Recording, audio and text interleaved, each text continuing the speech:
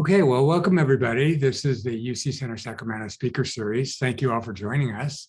This is the fourth talk of winter quarter, which continues with our 2021-22 theme of emerging from the pandemic, promoting health and prosperity for all Californians in the wake of COVID-19. One way to ensure prosperity is to make sure that government has the funds to carry out essential functions. And of course, the way governments get those funds is taxes, yet taxes are rarely popular. Can they ever be?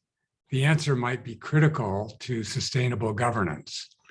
Well, here to address this issue is our speaker today, Professor Isaac Martin. Dr. Martin is professor and chair of the Department of Urban Studies and Planning at UC San Diego.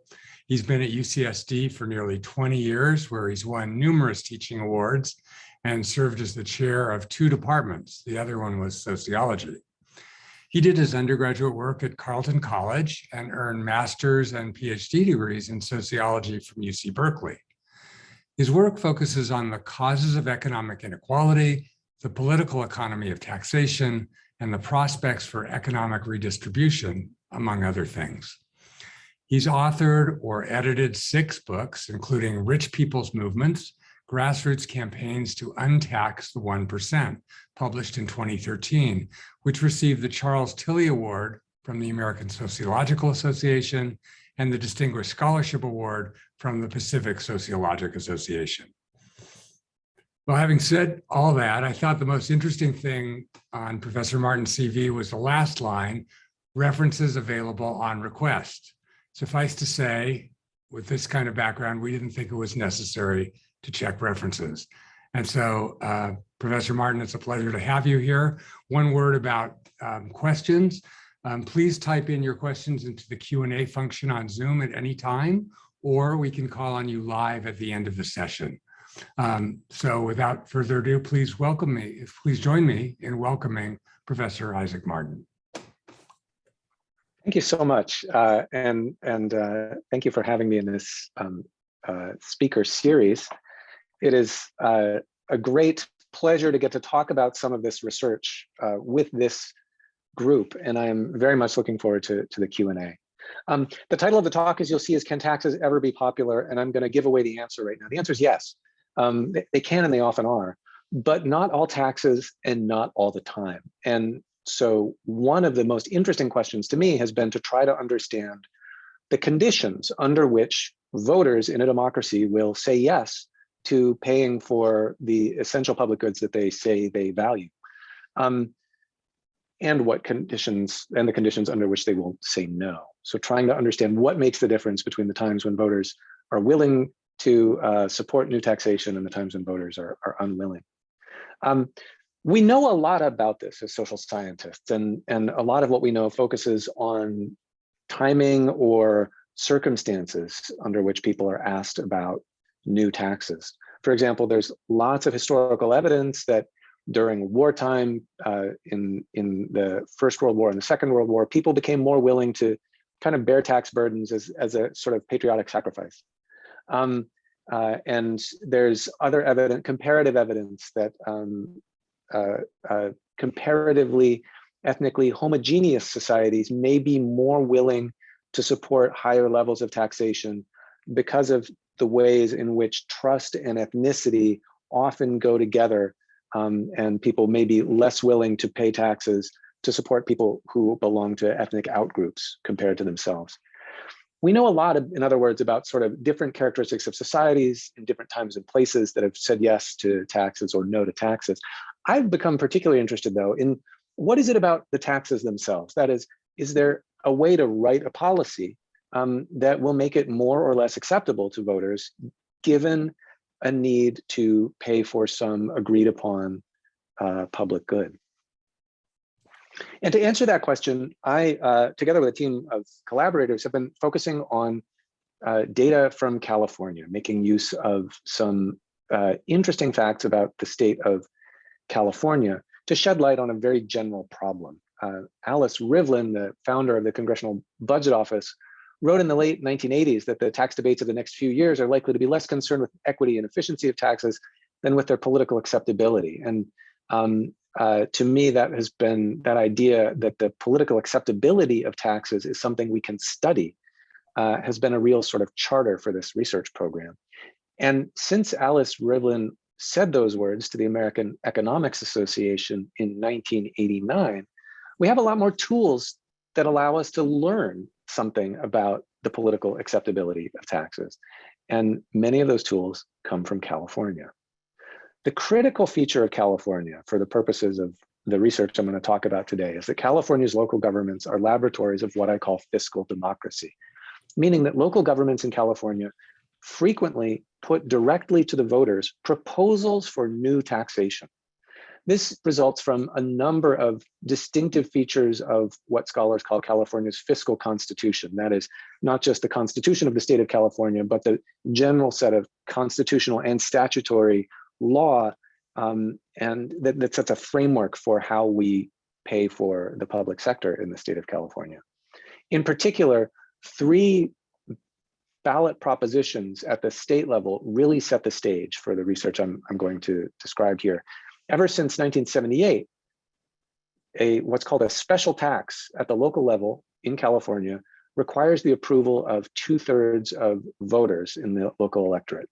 There followed, this was a result of Proposition 13, an amendment to the state constitution that the voters passed in June of 1978. And that proposition did not define what special tax meant. And it fell to the courts to kind of clarify the meaning of a special tax, but it came to be clarified that a special tax is a tax that is earmarked for a special purpose. And I'll say more about that later. 8 years later, 1986, Proposition 62 changed state law such that a general tax, that is a local tax that is not earmarked for a specific purpose, but that is for, goes into the general fund for the purposes of general government expenses, needs the approval of a majority of voters as well. And in 1996, Proposition 218 clarified some ambiguities in the law and changed the meaning of some terms in order to basically make it very hard for local governments to get around these requirements in any way. There are now basically no exceptions. So anytime any local government in California wants to increase any tax on anyone for any purpose, under the current state of state law, it has to go to the local voters. As a result, California local governments, and there are a lot of them, spend a lot of time trying to think about how to design taxes that will appeal to the voters in their location. And there are a lot of local tax elections in California. Since the mid-1980s, there have been approximately, very roughly about 100 local tax elections in the state per year on average, somewhere in the state, where a specific tax policy is put before voters and the voters are asked, shall we approve this tax policy, yes or no? That adds up, if you do the math, to thousands and thousands of these elections. And I believe this comprises the majority of tax referendum elections in the history of the world. There is almost no other society and no other state, no other nation state that has relied to such an extent on direct democracy, on consulting the voters directly about how they would like to tax themselves. This is an interesting curiosity about California state government and California local government. But for the purposes of understanding the general question about the conditions under which people will say yes to taxes, can a tax ever be popular? It's also an amazing data resource. And what I have done with my collaborators over the last 8 years, with the support of the National Science Foundation and the support of UC San Diego, is collect as many of these local tax policies as we could.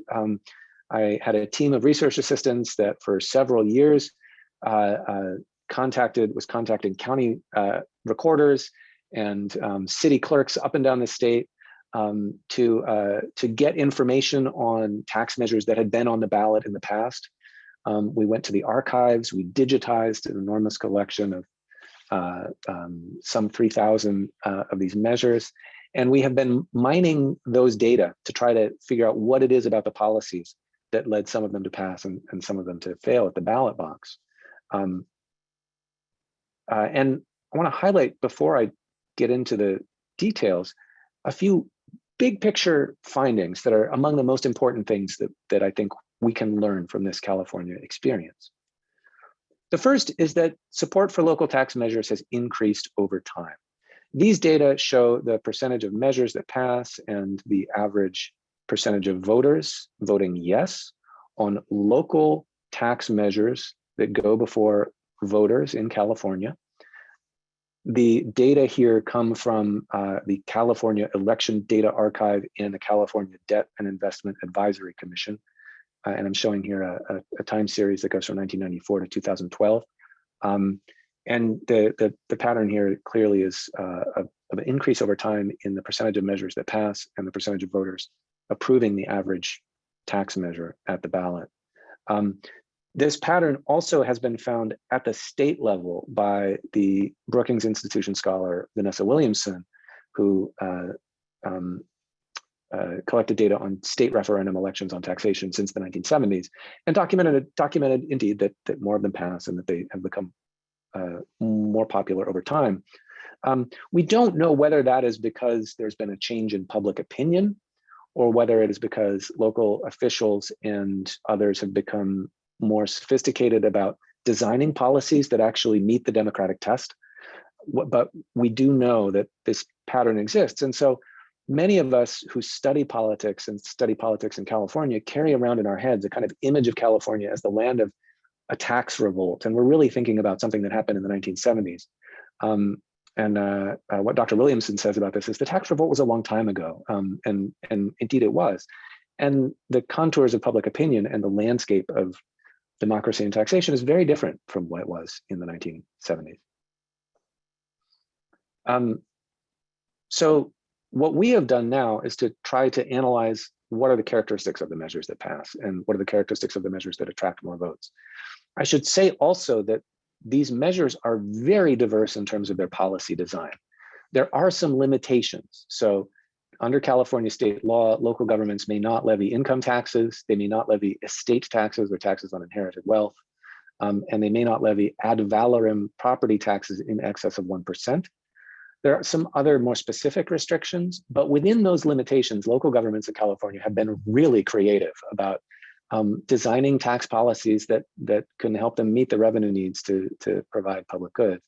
And so that rich diversity of policy design gives us an opportunity to do some comparative inference and some statistical inference and to try to figure out what are the characteristics, qualitative policy characteristics of the taxes that people approve. There's one huge headline finding that jumps out from all of our research again and again. And I will begin with it because it is, if there's only one thing to know about the answer to the question, can taxes ever be popular? It is this: voters like any given tax rate better after they have lived with it. The core comparison here is between approving a tax that will be implemented next year for the first time and approving the very same tax that has already been implemented but would expire next year if you didn't approve it. Focusing on comparisons like that, where we're looking at identical tax policies in the same location, in the same school district or the same city or the same county, in the same year, holding constant all kinds of other characteristics of the local electorate, we find on average that we should expect a tax policy that is continuing from the past to attract a much higher share of the vote than a tax policy that is about to be implemented for the first time, even if they are otherwise identical. I'm giving you two examples here. The bar graphs are from studies we did of school districts. That's a data set of 236 school district parcel tax elections that involved levying a tax per real estate parcel on residents of the school district. And we found that proposals to continue a parcel tax that was scheduled to expire attracted about 6% more of the vote. That is 6 more percentage points of the electorate. In municipal taxation, this was a study of 929 municipal tax elections, much more diverse in design. So everything from business license taxes to parcel taxes to sales taxes to excise taxes on particular goods like hotel taxes. And they're an even bigger effect, some 11 percentage points of the vote, in favor of a tax if it was a continuation of a tax that people had already experienced. So interesting, right, to know that voters like any given tax rate better after they have lived with it than they thought they would before they had lived with it. The question then becomes why? And we've done some work recently to try to understand this difference and to see if it truly is a causal effect of living with a tax, if there is something about having a tax policy implemented that really does change people's views, political views. One simple hypothesis here is that it's mere status quo bias. People are averse to change, and there's a lot of very interesting experimental evidence from behavioral economics and economic psychology that people are also particularly averse to giving up something that they believe is theirs. And so people will value an item more highly if you tell them that it belongs to them than they would have before you told them that it belongs to them. So the mere fact of sort of thinking that something is an asset of yours can change how much you value it. And it's certainly possible that that's what's going on here, that basically people are much more reluctant to part with money before they part with it. And after they part with it, they realize it didn't sting as much as they thought it would. So we tested this with an experiment. And this is data from a survey experiment conducted in September of last year with the support of the Yankelovich Center for Social Science Research at UC San Diego. The data come from the Lucid Fulcrum panel, which is a quota sample of California voting age adults. And we presented respondents to this survey with a simple vignette. So we presented them with a scenario and said, imagine you're a voter, and then randomized what we told them about the policy that they were being asked to vote on. So the simple vignette, the first simple vignette went, imagine you're a longtime resident of Golden City in California. Golden City is confronted with a budget shortfall. Then we would tell them something about the policy and say, if this measure is approved by voters, the total sales tax rate will be 8.25% for the next 5 years. If the measure is not approved by voters, the total sales tax rate will be 8%. So every voter gets this message. What varies randomly is what we tell them about the details of the tax measure. And the first experiment, we tried to test whether status quo bias affected their views in the following way. One group was told, in order to maintain current levels of park services, the city council asks the voters to levy a new temporary sales tax of 0.25%. The second group was told randomly, to pay for park maintenance, the city had a temporary sales tax of 0.25% that is scheduled to expire this year. In order to maintain current levels of park services, the city council asks voters to continue this tax. So the key difference here is, in one case, people are being told there is a new temporary tax. And in another case, people are being told a tax already exists and it will expire. Shall we renew it? But notice that in both cases, from the standpoint of the voter's pocketbook, it's exactly the same calculation. If they vote yes, the total sales tax rate will be 8.25%, and if they vote no, the sales tax rate next year will be 8%. So they're confronted with the same choice between two options in each scenario. The mere difference is whether they're told it's new or whether they're told it's a continuation. And it didn't make a difference. Once we held constant all the other aspects of the situation and tested whether merely telling someone a tax is new or a continuation makes a difference, 55% of them voted for it, or told the survey that they would vote for it, regardless of the condition. The difference here of 1 percentage point is not statistically significant. So there's no evidence here that it's just the mere fact of sort of newness that makes people averse to a tax. It must be something else. And that led us to a second hypothesis. If it's not mere status quo bias, is it because they like how the funds were spent? one of the key differences between being asked about a new tax and being asked to continue an existing tax is that you may have more information about a tax that had previously been implemented. And in particular, you may have more information about the services it provided, whether you like those services, whether they were provided well, and that may inform your judgment about whether to vote in favor of a given tax rate.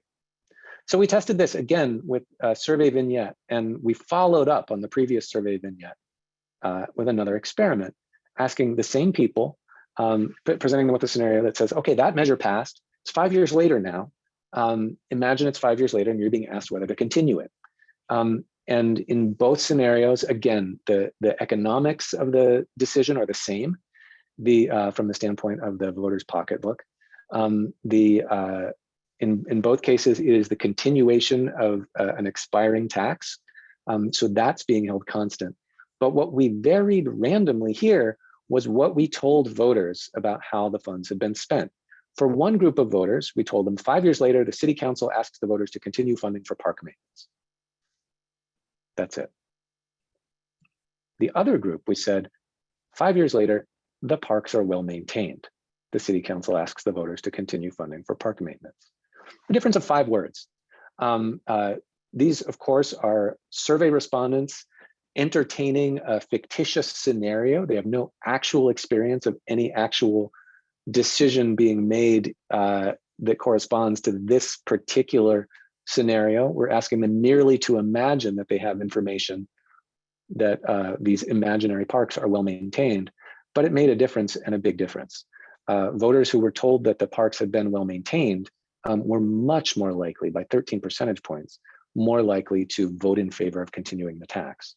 Voters who were not given information about the quality of the public service became much less likely to vote in favor of continuing the tax. Now, there are a couple of things I want to point out about this finding. One is that it's huge, and I am presenting to you accurately the data as we have it. I believe that this is a correct description of the experiment as we did it, but it is also such a big effect that I will feel much more confident in this finding after we have had a chance to replicate this experiment and do it again, because it's much bigger than we expected to observe. The second thing I want to point out here is that in fact, what appears to have happened is that voters lost willingness to support a tax if they weren't told that the funds had been well spent. So the key finding here is not that support increased for the tax the second time around, it's that if people did not perceive it as having been well spent, support declined. So information about how a tax is spent is in fact important, does appear to be important for explaining why people are more willing to support a previously existing tax. But the mechanism here seems to be partly that people, the support erodes if people don't believe or don't have information that would lead them to believe that the tax was being spent well.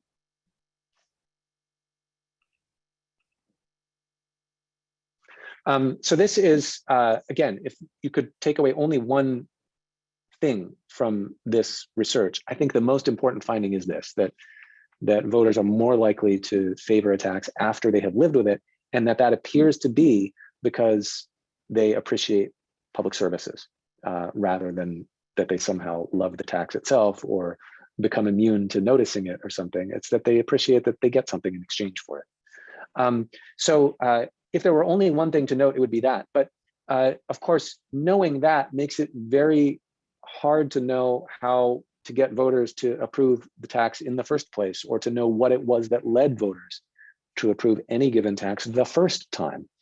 To the extent that we want to understand that question, it helps to focus on characteristics of a tax policy that can, in advance, give voters some assurance that the revenues will be spent well. Here, I'll present briefly a variety of findings about what I call accountability features. I learned this term from political consultants who I interviewed at the beginning of this project. I thought, why reinvent the wheel? I ought to talk to some people who actually do this for a living and may run these campaigns, may know something about what makes for a popular tax. And one of the first things I heard, and one of the most consistent things I heard was, oh, accountability features. Voters like accountability features. You know, I am here as a social scientist to tell you the consultants were right. Indeed, accountability features are popular. Accountability features here include such things as earmarks. So telling people specifically what the funds will be spent on and writing that into the policy, even if it is not a legally binding earmark, even if it's a mere statement of intent to spend the policy on something specific, makes a big difference for the support that voters express for it. This comparison comes from our study of municipal taxes, a sample of 929 municipal tax measures. Assuming it's a municipal parcel tax, that we would expect a difference of this many percentage points, looks like about 11 percentage points in support for a tax between one that was not earmarked at all and one that was earmarked for emergency services, meaning police, fire, or ambulance services.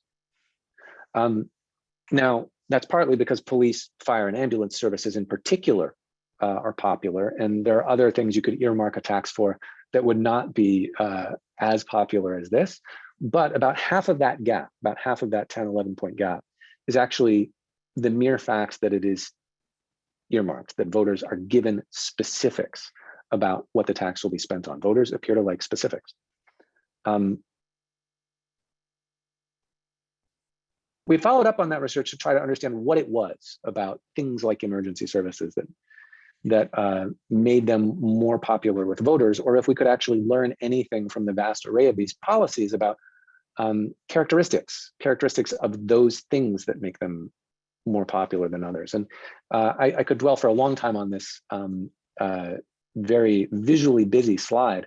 Let me briefly describe what it is. This was a study that was just published last year that I did with my co-author, Heather Harper, where we took the impartial analyses. These are the 500-word summaries prepared by the city clerk of 848 municipal tax measures. These are the short summaries that go to voters with the text of the policy when they're asked to decide in advance of an election whether or not to approve a particular tax measure. We digitized them. We converted them into a numerical representation based on word frequencies. So we here are taking each impartial analysis, this is a 500-word statement about a particular tax policy or tax policy proposal, and converting it into a representation that says this word appears this number of times in this document, this other word appears this number of times in this document, representing it as a kind of bag of words. And we then did a couple of algorithmic steps to try to detect which terms in these documents most distinguished documents that got a high percentage of the vote from documents that got a low percentage of the vote. So which terms most distinguished popular from unpopular policies, and then which terms correspond to which other terms in the documents. So can we find collections of words that tend to appear together and that appear to be associated with popularity? And can we find other collections of words that never appear with the most popular terms and that are associated with unpopular taxes? This is an example of the supervised machine learning here and using some natural language processing tools. And we ended up discovering two different dimensions, I'll call them semantic dimensions, that distinguish the popular from the unpopular taxes. And I just want to point out two things about this graph, which is arranged so that the terms associated with the greatest popularity are in the upper right, and the terms associated with the least popularity are in the lower left. The first thing I want to draw your attention to is, and I know the words will appear small on your screen, but I'm going to highlight a couple differences here for you, is the difference between the top and the bottom of this representation. So the words up at the top here are most associated with popular tax policies. The words down at the bottom are associated with least popular tax policies. This one is a little obscure, but the word special appears up here, and the word general, a root form of the word general appears down here. That's the contrast between special and general taxes, or earmarked and non-earmarked local taxes under California law. Closely linked here to the contrast between town, which is associated with popular taxes, and city, which is associated with unpopular taxes. These are, of course, synonyms in California law. Some municipalities call themselves towns, some municipalities call themselves cities, sort of symbolically associated with the distinction between suburb and central city, but it has no legal importance. And so that dimension that distinguishes the top and the bottom of this graph is really associated with the idea that in the top of the graph, we're talking about kind of earmarked taxes serving a small community. And down at the bottom, we're talking about taxes that go for general government in a larger place. And that's a key distinguishing feature here between popular and unpopular taxes. The second dimension I want to draw your attention to is the dimension between the difference between the left side of the graph and the right side of the graph. And over on the left side here, on the far left, you'll see that's short for utility, and user. Utility users taxes are the least popular taxes in California.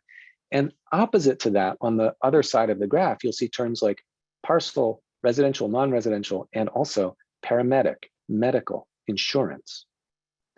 The most popular kind of tax in our data is a residential parcel tax to pay for the cost of paramedical or medical transport. So basically, if a town gets together to pay a parcel tax to pool their resources for an ambulance service, that's kind of the model of the most popular kind of tax that we find in California over the last 30, 35 years. Whereas a utility users tax, which simply adds an extra surcharge to your utility bill, is the least popular kind of tax. This contrast is interesting. It tells us something about the features of those purposes that are most popular. And it appears, I would characterize it this way, as the distinction between the kind of insurance function of government, people pooling their resources to protect themselves from risk. That's pretty popular, versus a tax that actually doesn't pool resources in that same way. Instead, it just increases the individual price that you pay for a service.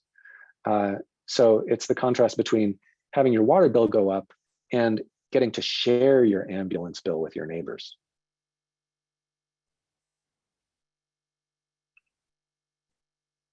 So earmarking is an accountability feature, and earmarking in particular for those services that people associate with kind of the pooling of risks seems to be particularly popular. But there are other accountability features that matter as well. And in the last few minutes, I want to highlight a couple of these. Sunset clauses are particularly popular. In this context, a sunset clause is simply a provision in a policy that says this will expire in a certain number of years. So a tax for proposal for perpetuity, if it's a school parcel tax in the data set we analyzed with some 236 school parcel taxes, a school parcel tax, typical school parcel tax might attract about 2/3 of the vote. If it was scheduled to sunset, to expire after 5 years, then it might attract another 1.5% of the vote. And if it was scheduled to expire within the next 5 years, it might attract another 4 percentage points of the vote. So people like to know that they're voting on something that's not forever. It seems that shorter terms here do indeed increase the percentage of people willing to favor a tax. We think of that as an accountability feature because it's really a promise that that the tax will be brought back to voters, and that voters will have a chance to judge, did we do what we said we were going to do with your tax revenue?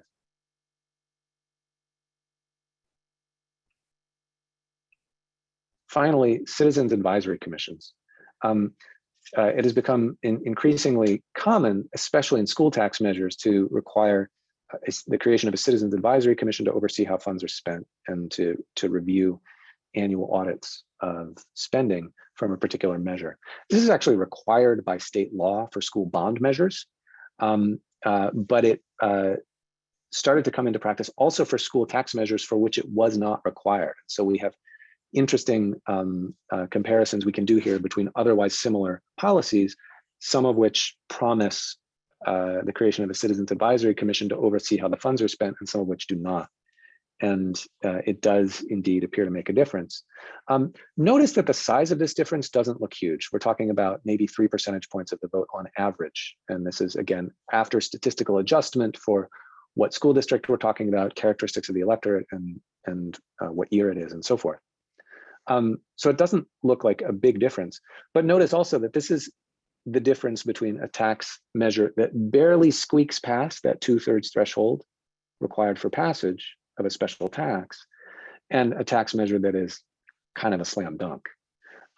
And for that reason, although it only makes a small difference for the percentage of voters who support a policy, it actually can make a big difference for the probability that a policy will pass, especially for tax measures that are close to that threshold.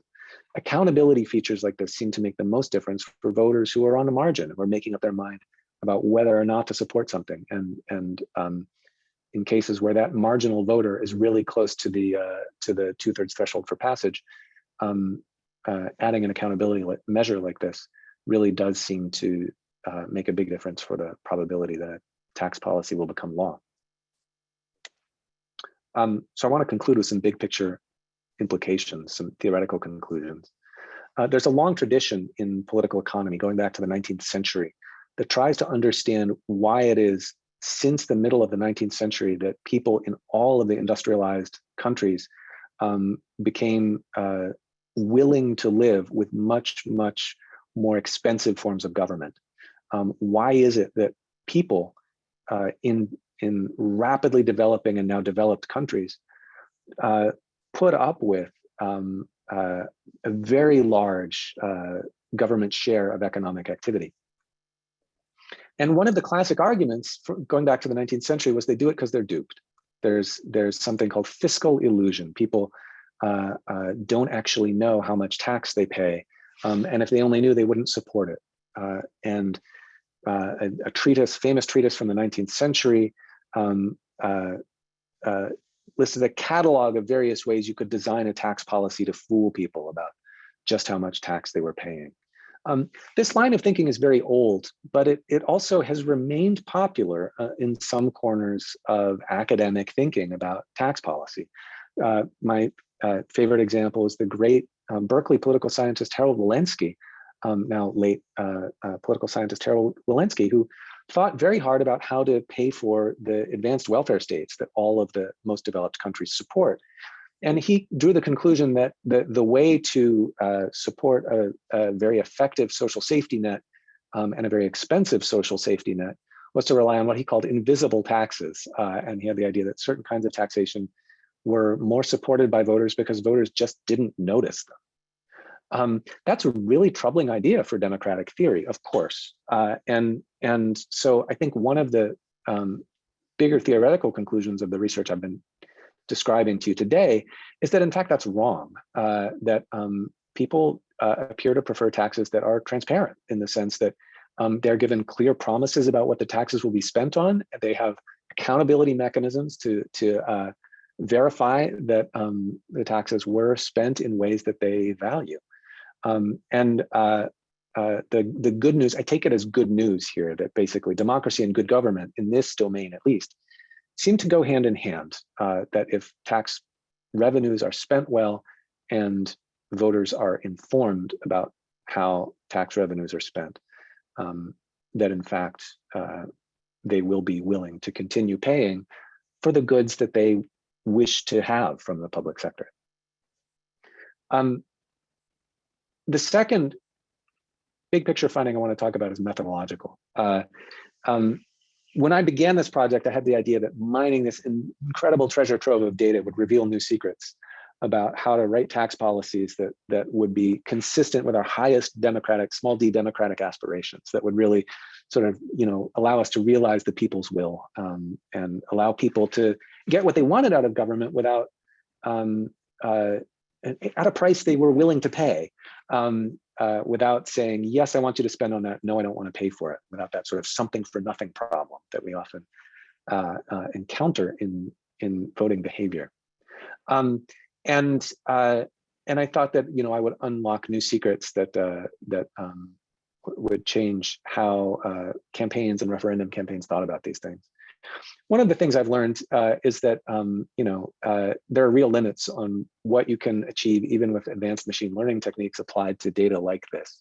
So the fact that we have thousands of local tax policies is really informative. I do think we've learned important things about conditions under which voters will say yes to taxes, but also I've described to you average differences, and that's an average from thousands of measures, and there's a lot of noise around that signal.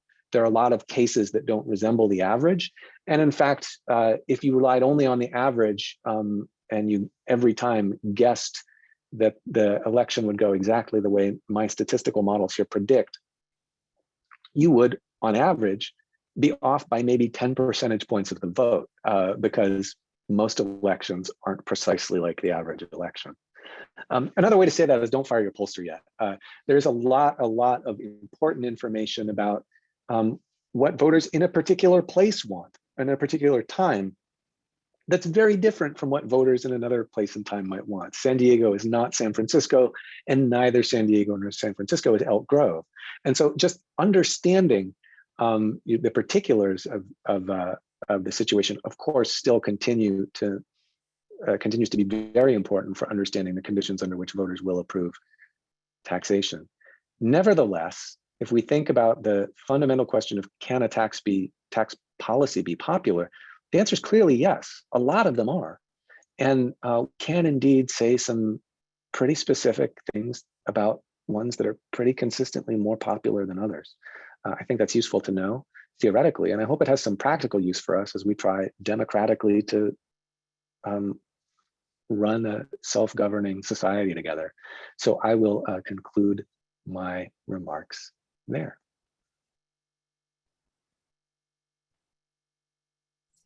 Great, thank you so much, Martin, for that fantastic talk. And so I'm actually going to go ahead and give, if you want to go ahead and kind of say a few words about this, and I'll go ahead and then have Brooke stop the recording. Sure. So I'm just sharing here for the purposes of the recording, and for those who want to take a screenshot and go read up and get into the weeds of some of the analyses I described. I skipped very quickly over the technical details, and the devil is always in the technical details. And so you can find some of the research that I was describing here published in these sources. Fantastic. And with that, Professor Martin, fantastic talk. Thank you so much for giving this talk today at UC Center Sacramento. And I'm going to go ahead and have Brooke stop the recording, and then we'll go ahead and move on to Q&A.